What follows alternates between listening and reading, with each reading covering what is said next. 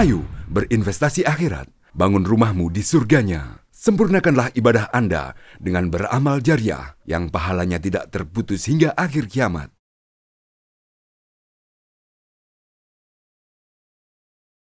Bismillahirrahmanirrahim. Assalamualaikum warahmatullahi wabarakatuh. Bismillah walhamdulillah. Wassalatu wassalamu ala rasulillah Sayyidina Muhammadin sallallahu alaihi wasallam wa ala alihi wa sahbihi wa mawala wa ba'du.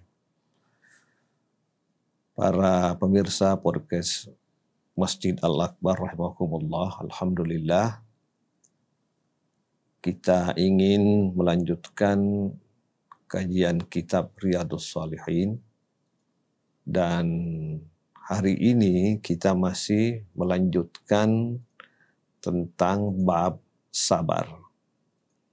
Memang sabar ini patut menjadi perhatian kita semua, karena Islam ini agama kita membawa petunjuk, memberikan pencerahan kepada kita, memperkenalkan sabar dan syukur. Sabar ini sangat sederhana, tapi mengaplikasikan, mengamalkan itu kadang-kadang juga susah dalam kehidupan kita. Jadi perlu kita selalu berdoa, memohon petunjuk supaya kita ini menjadi orang-orang sabar. Waj'alni syakura, waj'alni sabura. Jadikanlah ya Allah, saya ini sebagai orang yang sangat bersyukur. Dan jadikanlah saya ini ya Allah sebagai orang-orang yang sabur. Orang-orang yang sangat bersabar. Jadi ada istilah sabir, ya sabar juga, tetapi sabur itu sangat sabar gitu. Jadi sabir itu ya tukang sabar. Artinya sabar itu mungkin hari ini sabar, besok itu belum tentu. Tapi kalau sabur itu 24 jam itu dalam sehari, dia itu sudah menjadikan segala-galanya hampir ya selalu sabar gitu. Jadi ada orang melihat kehidupan ini betul-betul sabar sekali. Itulah sebabnya Sayyidina Abu Bakar melihat amanah kepemimpinan. Amanah kepemimpinan itu ditetapkan sebagai khalifah. Dia tidak bersyukur, tapi dia bilang inna lillahi wa inna ilaihi raji'un. Ya, artinya itu adalah cobaan. Cobaan itu harus dijalani dengan sabar. Jadi dia harus sabar menjalankan amanah itu. Dia tidak melihatnya sebagai sesuatu prestasi ya. Amanah kepemimpinan itu bukan sebagai prestasi, tetapi itu adalah sebuah pertanggungjawaban dalam bentuk ya amanah yang harus dituntaskan. Itulah salah satu contoh betapa sabar ini ditempatkan, dipersepsikan dalam diri kita tidak sekedar sebagai pekerjaan biasa, tetapi justru menjadi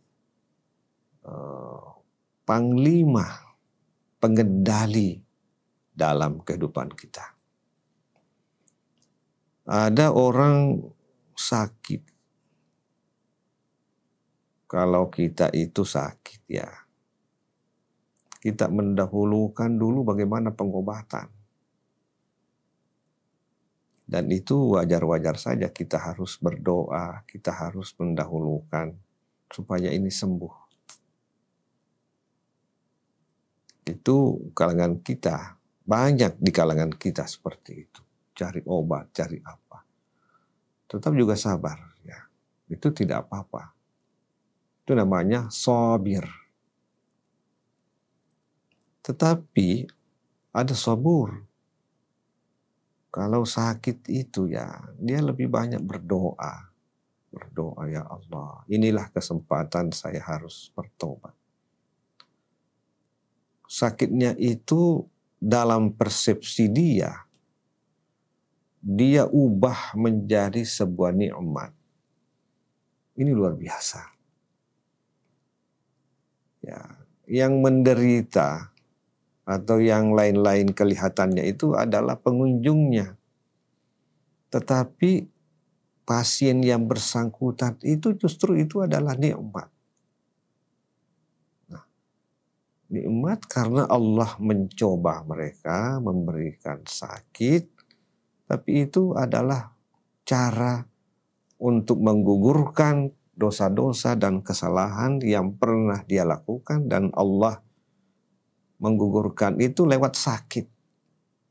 Sehingga yang bersangkutan itu merasa sabar. Bahwa kemudian oleh keluarganya ada obat yang diberikan, itu persoalan kedua. Tetapi tidak tergantung kepada obat. Dia lebih melihat itu sebagai sebuah nikmat. Inilah sabur. Nah, kalau seseorang bisa naik kelas ke wilayah itu luar biasa. Tentu saja sangat susah, tetapi kita harus sampaikan ke umat bahwa ada seperti ini. Nah, itulah sebabnya Nabi Shallallahu Alaihi Wasallam menjelaskan dalam hadisnya, wasabru diaon. Sabar itu diaon. Sabar itu bersinar. Jadi dalam kehidupan ini matahari itu ya mengeluarkan sinar. Matahari bersinar. Nuron. Itu nuron. Terus kalau bulan ini itu digambarkan juga Al-Quran. Dia sebenarnya kita bisa terjemahkan bercahaya. Cahaya. Jadi kalau bulan itu menerima sinar dari matahari, lalu kemudian pantulannya seperti itu, dia bercahaya. Nah, sabar itu ibarat bulan, diaon. Nah, dia menerima pantulan, lalu kemudian memantulkan kembali itu. Kelihatan ada di situ energi, ada kekuatan. Nah, jadi orang yang sabar itu diaon. Kelihatan dia punya cahaya. Ada kekuatan baru yang muncul dalam dirinya. Nah, kalau bulan itu bersinar karena dalam dirinya ada energi berproses, tapi kalau tadi matahari, kalau bulan itu kan hanya menerima pantulan. Nah, demikian juga misalnya orang yang sabar, terima energi dari mana? Ya, itu energinya dari Allah Subhanahu wa Ta'ala berupa rahmat.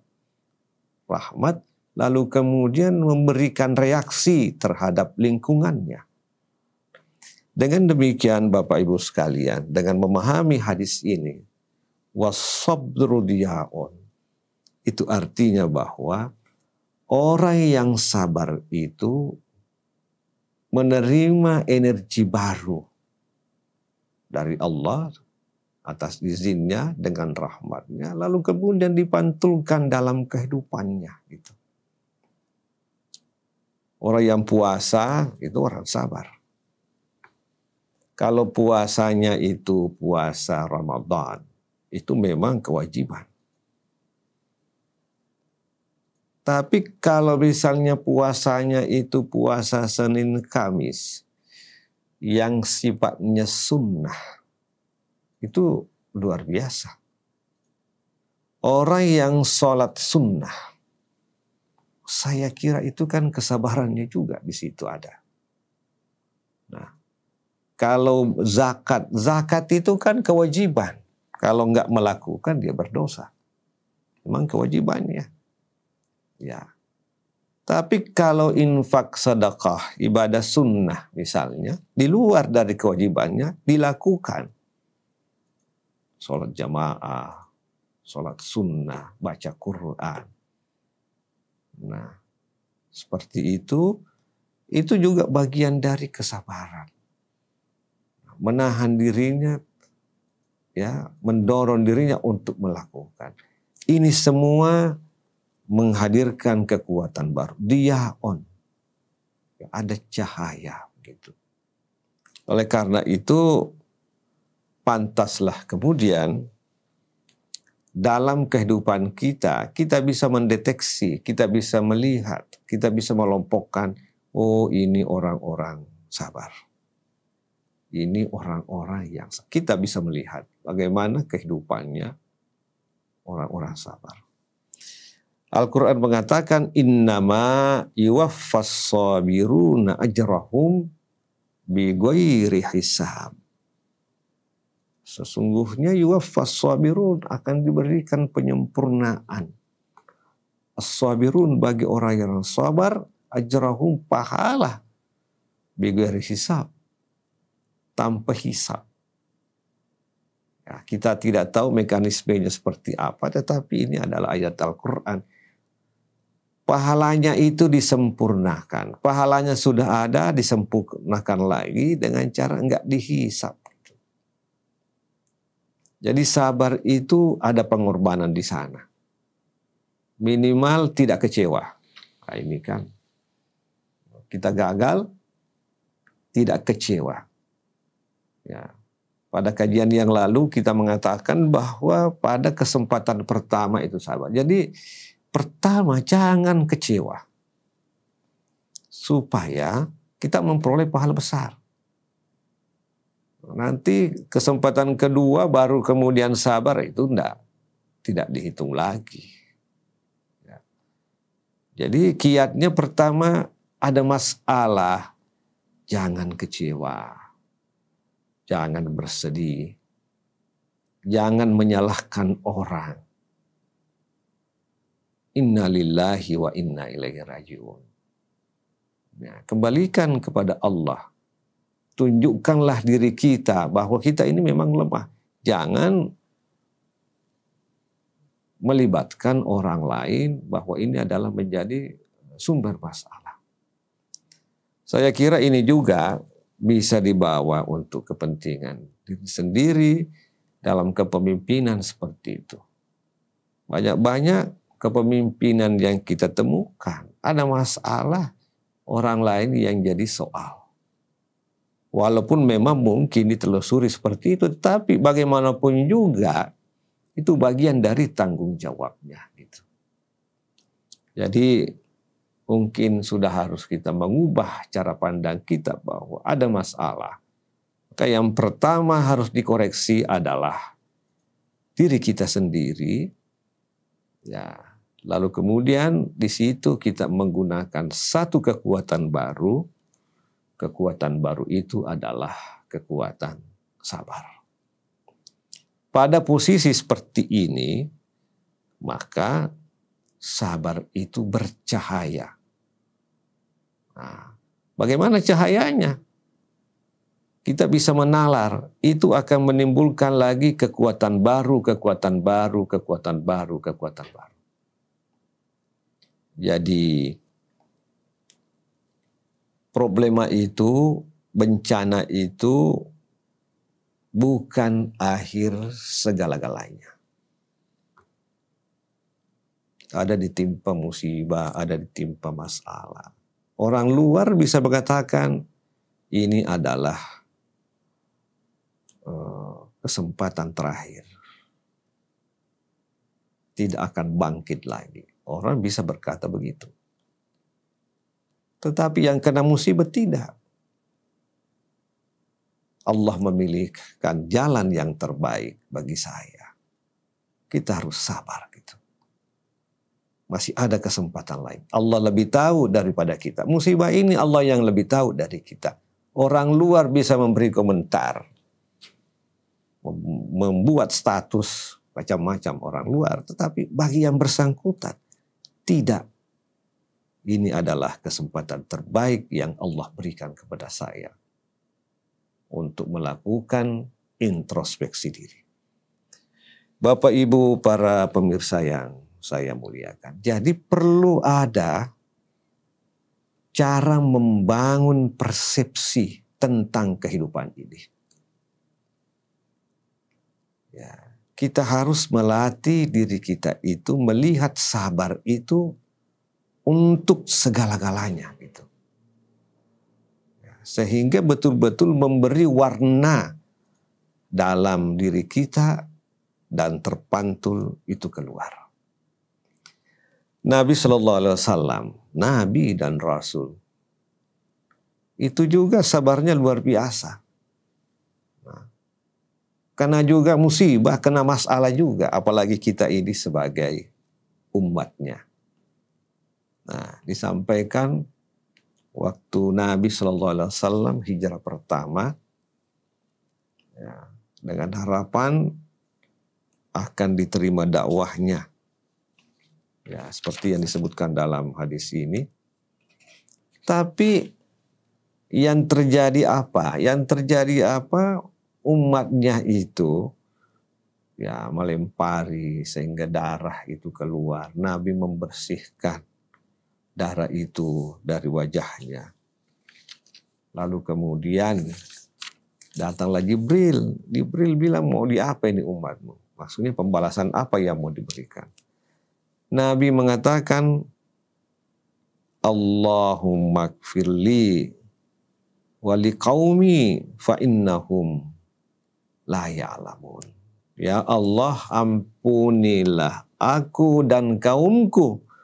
Fa innahum la ya'lamun. Mereka itu la ya'lamun, tidak tahu. Tidak tahu bahwa ajaran Islam ini sangat luar biasa. Nabi Shallallahu Alaihi Wasallam sebagai pendakwah, sebagai nabi mengajak untuk kebaikan. Ya, justru tidak direspon, malah disambut hal-hal yang tidak manusiawi.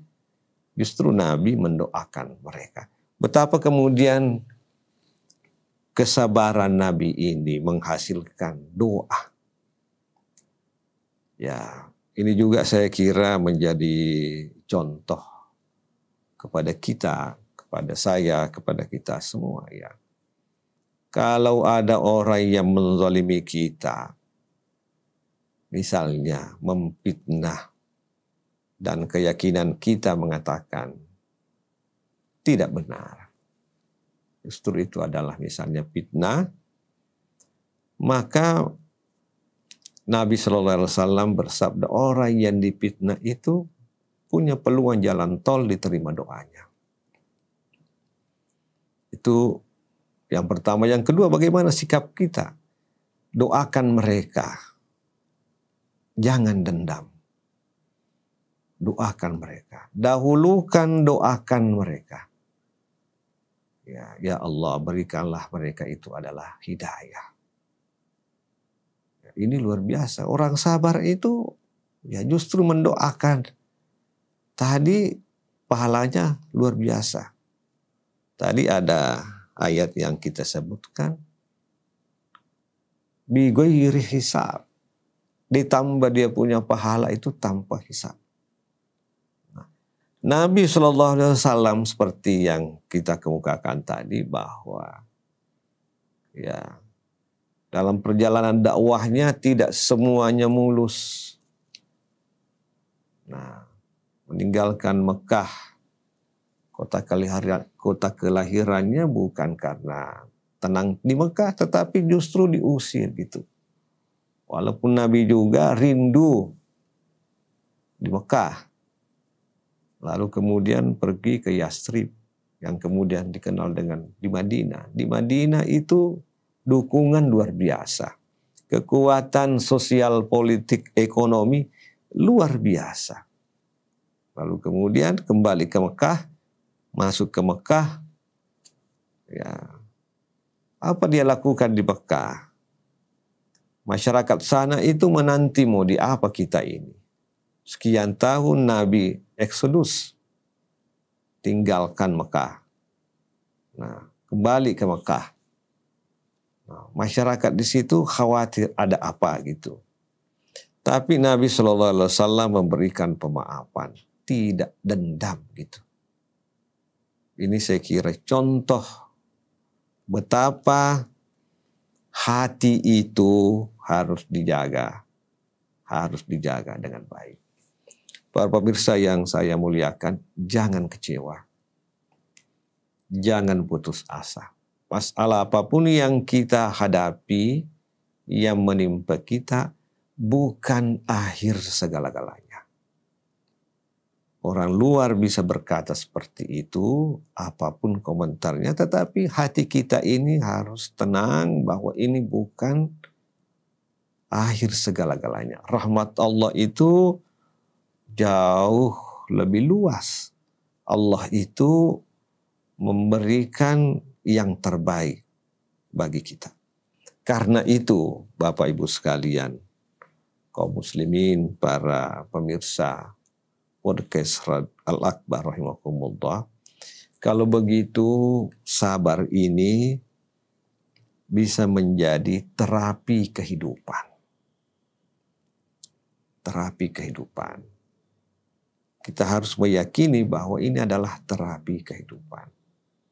Kalau ada masalah, maka yang pertama yang harus dicari penyebabnya adalah diri sendiri, jangan orang lain. Lalu kemudian jangan kita kecewa. Nah, kita ingin melibatkan penyelesaian masalah itu dengan memohon rahmat Allah Subhanahu wa taala. Dengan cara rahmat Allah datang kepada kita, perbaiki dulu diri kita ini, hati kita. Lalu kemudian insya Allah ketika hati kita itu bersih, suci, tidak dendam, tidak menyalahkan orang lain, maka rahmat Allah itu punya peluang untuk turun kepada hambanya yang ada masalahnya. Sehingga kemudian kehidupan yang bersangkutan itu akan bercahaya. Inilah yang kita sebut bahwa sabar itu adalah terapi. Di situ ada doa, di situ ada harapan, di situ ada kekuatan untuk bangkit kembali. Di situ ada persepsi bahwa ini adalah kesempatan untuk berubah, untuk membenahi diri kita. Semoga bermanfaat. Wassalamualaikum warahmatullahi wabarakatuh. Ayo dukung media dakwah Masjid Agung Al-Akbar dengan ikut berdonasi pengadaan alat multimedia dan operasional dakwah. Usia boleh terputus, pahala jariah mengalir terus.